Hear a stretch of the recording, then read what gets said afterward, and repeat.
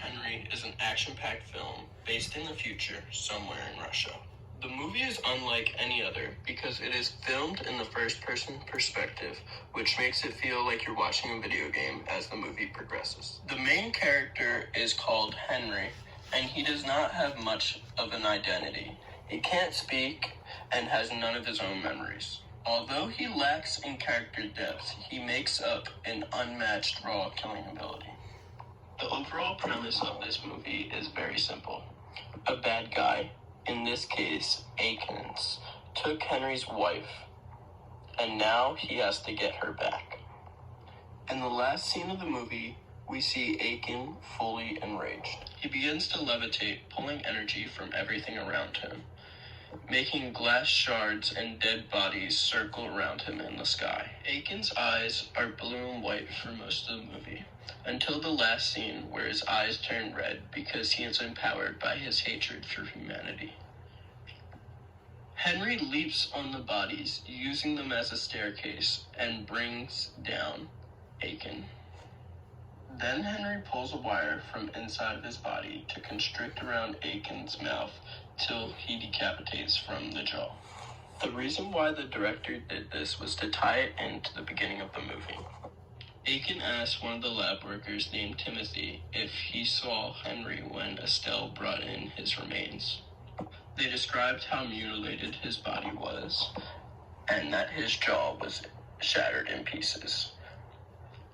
So Henry wanted revenge for what he did to him. Akin's goal was to create an army of cyborgs in order to take over the world, enslaving all of humanity. Akin tormented Henry throughout the movie, so he would in turn hate Akin and be persuaded to fall in love with Estelle. I'm not quite sure why, if Akin's end goal was to kill Henry, he could have just done it in the beginning of the movie when he broke into the lab, unless Henry was one of the most powerful cyborgs in the world.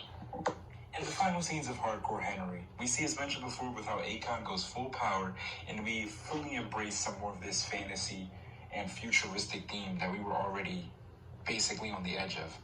And from the intense clone fight we just saw to the fight against Akon, where he used dead bodies as stepping stools, using barbed wire as boxing gloves, to the playing of Queen at the end of the scene, and where he used some more of that silent but great humor when he slammed the door on Estelle, we believe that this scene perfectly encapsulates the whole movie and shows it at its best.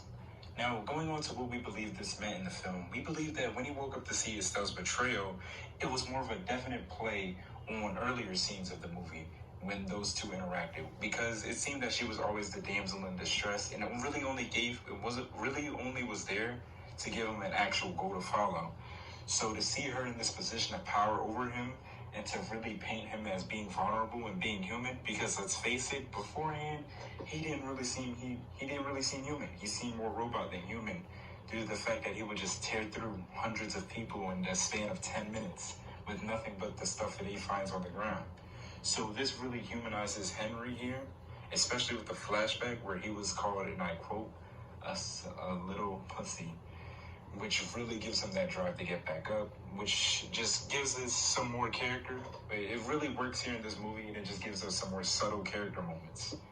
Now, going back to what I was saying, when we get into the next scene, when he gets in a plane and lets Estelle die by slamming a door on her, we see, again, the humor that this movie thrives off that works every time, and a callback earlier in the movie to where he saved her from falling out of the sky, which they did mention when he threw her into the escape pod and all of that.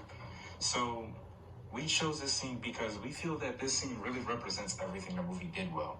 We felt it represented all of the great action, the great effects, the subtle character moments, the subtle but very good humor, the great music choices, and the ridiculous yet very simple plot in all of the span of a couple minutes.